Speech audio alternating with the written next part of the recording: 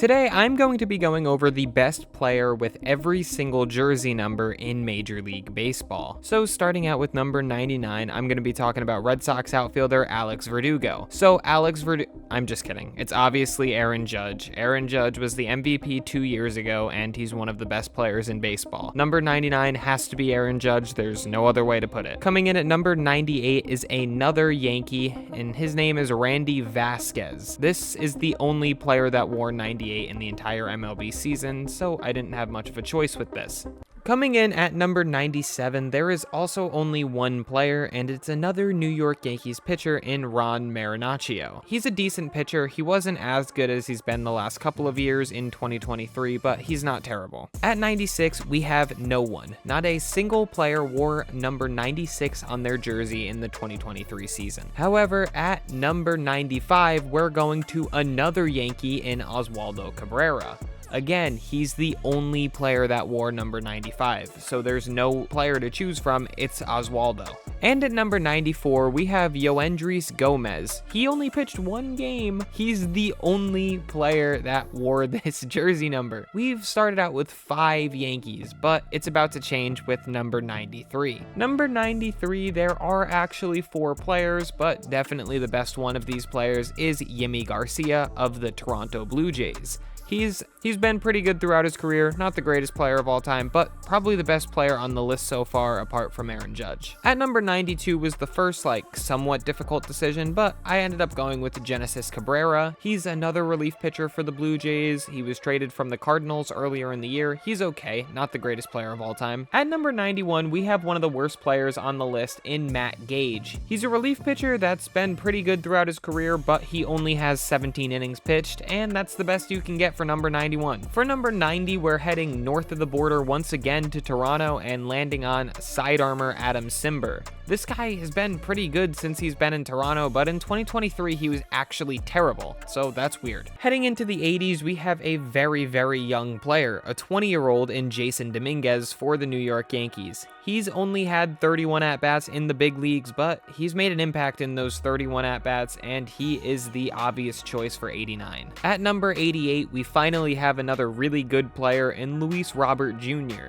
This guy is just a stud. He was in the home run derby this year. He hit 40 home runs in the regular season. He's just an incredible player, and the reason why the White Sox are somewhat stomachable to watch. At number 87, we have one of the most slept-on relief pitchers in Major League Baseball in Tyler Holton. In 60 games this year, he had a 2.11 ERA, which is one of the best seasons of any relief pitchers, and I didn't even know he existed. I know I said before that number 91 might be the worst player on the list, but I think Michael Marriott. He only pitched one game, and he's the only guy that wore 86, and he had a 3.3 ERA. So not terrible, but only one game is crazy. 85 was another really obvious pick with Los Angeles Dodgers starting pitcher Dustin May. If this guy could ever stay healthy, he'd be one of the best pitchers in the league because of his stuff. Sadly, he's always injured. 84 was another really obvious choice with White Sox ace Dylan Cease. He may also become a Dodger and be teammates with Dustin May, so they might have 84 and 85, which would be pretty interesting. At number 83, we have the first Red Sox on the list in relief pitcher Brennan Bernardino. This guy put up a pretty solid season for the Red Sox in 2023, and he was unheard of before that. Okay, this is the last time I'm saying this, but at number 82, Randy Winn is the worst player on this list. Only 2 innings pitched in Major League Baseball. At number 81, we have a pitcher that kind of rejuvenated his career in Ryan Thompson. He was really decent with the Rays, but he was absolutely unhittable with the Diamondbacks, and one of the reasons why they made the World Series in 2023. For the final number in the 80s, we're going back to the Dodgers, and we're going to Emmett Sheehan. He didn't have the greatest rookie season of all time, but you can tell that the stuff is there, and they'll probably turn him into an ace at some point in his career. Starting out the 70s, we have 79, and it is Jose Abreu. Jose Abreu had a down year in his first year in Houston, but he's still the best 79 by a lot. At number 78, there's quite a few options, but Yennier Cano is definitely the obvious choice for the Baltimore Orioles. He put together one of the greatest rookie seasons for a relief pitcher ever, and he's just ridiculous. Number 77 also had a good amount of players with 11, however, Luis Garcia is the obvious choice. He's the only player that's actually like. At number 76, I'm going with another Yankee in Johnny Brito. He had to pitch quite a bit for the Yankees this season due to starting pitching injuries, and when he did, he was pretty good for a rookie pitcher. I'm putting him at 76. Jersey number 75 is the biggest selection of players we've had so far, with 14 out of 30 teams having a number 75, but Camilo Duvall is easily the best out of any of the 75 players. Number 74 has a couple of good options like Kenley Jansen or Eloy Jimenez, but the obvious choice is Felix Bautista. He's probably the best closer in all of Major League Baseball. For jersey number 73, we have a pitcher who broke out in 2023 in Adbert Alzolay.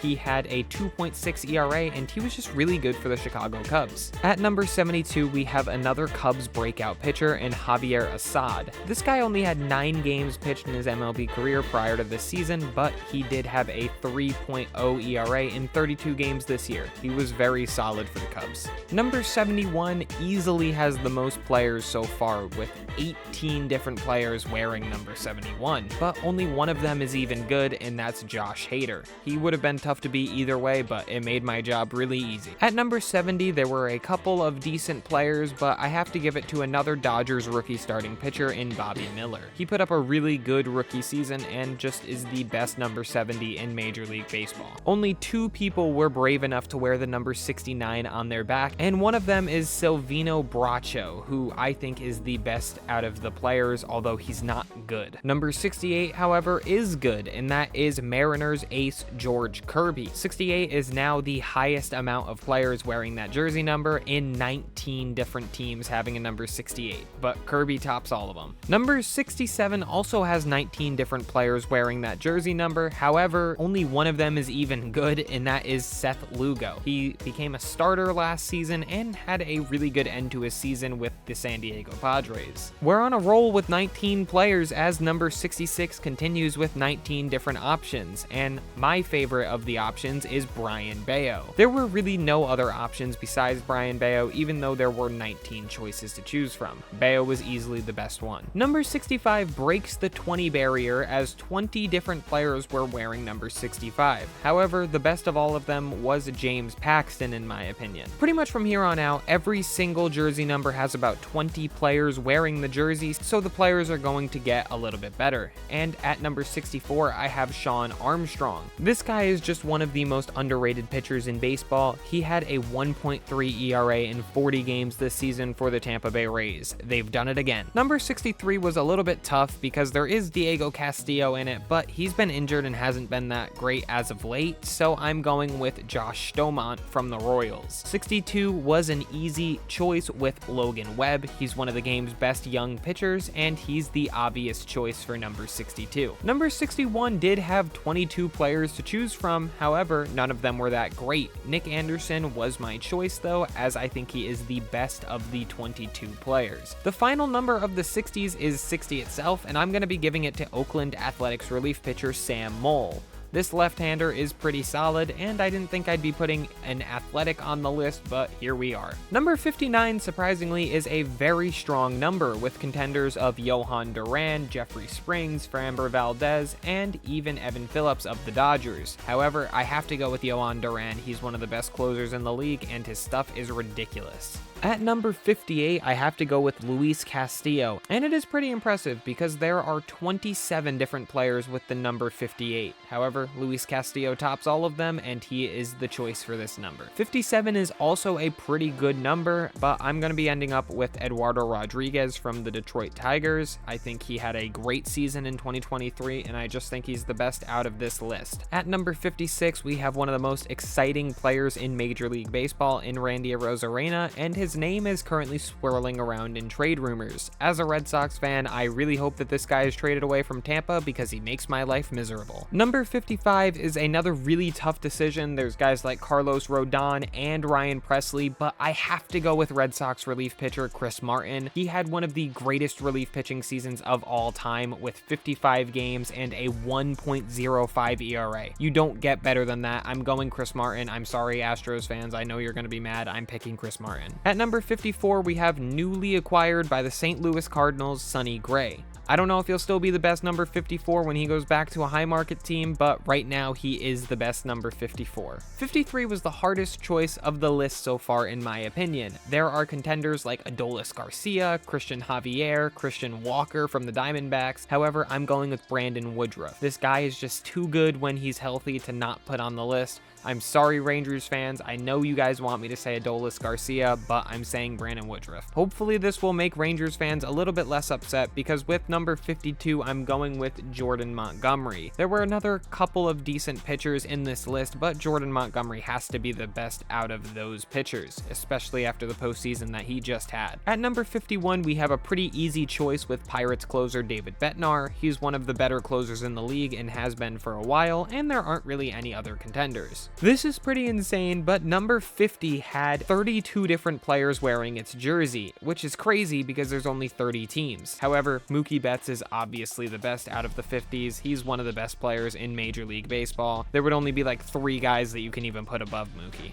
Starting at the 40s with 49, I'm going to be going with Kendall Graveman. He's not the greatest player on this list, however, he has been really good throughout his career and put up a pretty good 2023. He's the best 49. 48, weirdly, might be the strongest number so far, but I have to go with Jacob deGrom because he's one of the most dominant pitchers of all time. However, guys like Emmanuel Clase and Brusjar Gratterall, kind of tough, but not really. It's easily deGrom. At number 47, I have to go with Jason Adam, a relief pitcher for the Tampa Bay Rays. He had a bit of a down year in 2023, but he's still the best 47. At number 46, we have an easy choice with Paul Goldschmidt. He won MVP 2 years ago, and he's still one of the best hitters in the league, even though he's getting up there in age. 45 is another really easy choice with the AL Cy Young winner, Garrett Cole. 44 was kind of difficult, especially when you're considering the fact that Yordan Alvarez is the choice here. There was also Julio Rodriguez, who is also an amazing player, but Yordan Alvarez is just too good of a hitter to not put at the best 44. One of the worst players in a while is coming in at 43 in Harold Ramirez. The Rays outfielder had a really good 2023, but he's not one of the guys that you think of when you think of the best players in baseball. Number 42 obviously does not exist in 2023 due to Jackie Robinson, so let's give a shout out to Jackie Robinson. At number 41, I'm putting Chris Sale. I know he's a little washed up, and I know that a guy like Joe Ryan might overtake him next year, but Joe Ryan still hasn't really proved as much as Chris Sale has in his career, so I'm keeping Chris Sale at 41 for now. Weirdly, there are not too many players that wear number 40, but Blue Jays starting pitcher Chris Bassett is the best one of the ones that are wearing 40. At number 39, we have a pretty easy Corbin Burns. He's one of the greatest pitchers in Major League Baseball, and he might get traded this offseason, so he's a name to look out for sure.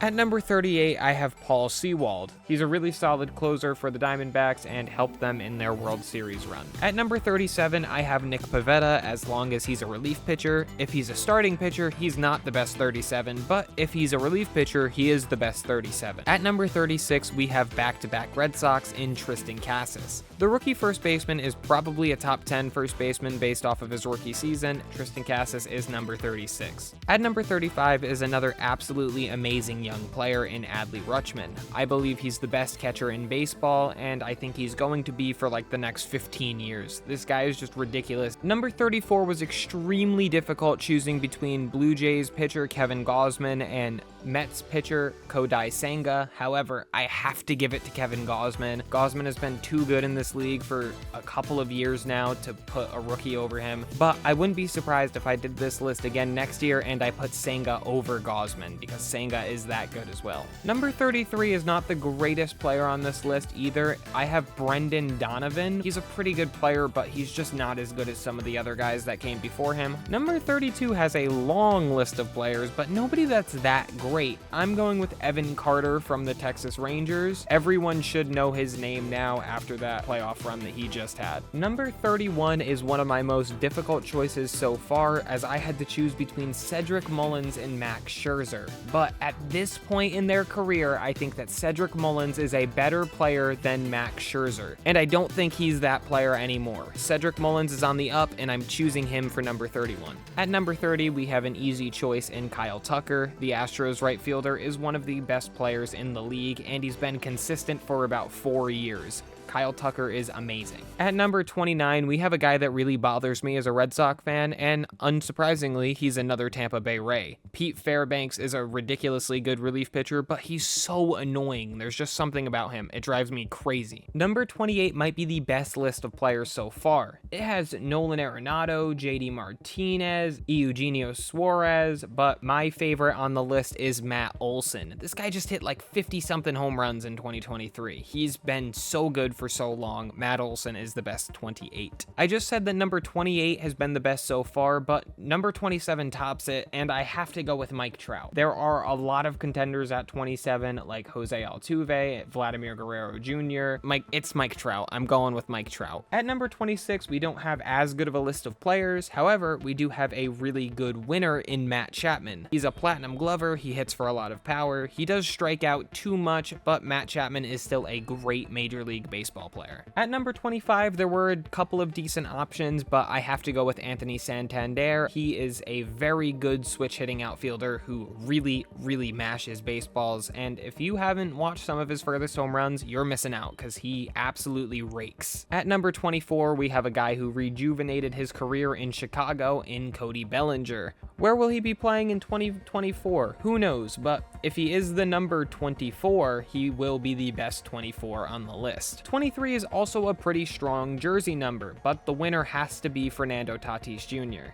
I know that people don't like this guy because of the steroid allegations, and I know that people are going to not like this ranking, but he just won the Platinum Glove, and he's still electric. Fernando Tatis Jr. is the best 23 for sure. Number 22 has so many players that have won so many awards, but Juan Soto has to be the best of them right now, at least. Sandy Alcantara has won a Cy Young. Clayton Kershaw is one of the best pitchers of all time. Andrew McCutchen has won multiple awards. Christian Yelich has won an MVP, but still, Juan Soto just tops them all. I have to go with Juan Soto. At number 21, I'm going to be going with Max Scherzer, even though he only wore this number for the Mets. He's better than the other guys that wore number 21 throughout the season, in my opinion, so I'm going with Max Scherzer at number 21. Number 20 was also another pretty easy choice, with Pete Alonso from the Mets being the choice. Pete Alonso just easily tops the list for the players that wear number 20. Starting out the final 20, these next 20 players are all pretty good, and there are some controversial takes in this, but at number 19, I'm going with Tommy Edman. At number 18, he will not be pitching in 2024 due to Tommy John surgery. However, he's one of the best pitchers in Major League Baseball in Shane McClanahan. He has to be the winner for number 18. For jersey number 17, I have Mitch Haniger. Mitch Haniger, I'm just kidding again. Obviously, it's Shohei Ohtani. I don't need to explain myself. He's the best baseball player of all time. At number 16, I have Will Smith, and this is the Dodgers Will Smith, not the one that's won 3 World Series in a row with 3 different teams. Will Smith is one of the best catchers in baseball. Not the best, because his name isn't Adley Rutschman, but he's probably top 3, and he's the best number 16. At number 15, I have Tampa Bay Rays outfielder Josh Lowe. He had a .292 batting average with 20 home runs and just under a 4 WAR in 2023, so he's just a really good player. Of course, he's a Ray. Of course, he was good. Of course. At number 14, I'm going with Diamondbacks catcher Gabriel Moreno. In his rookie season in 2023, he had over a 4 WAR and batted .290 with 7 home runs as a catcher.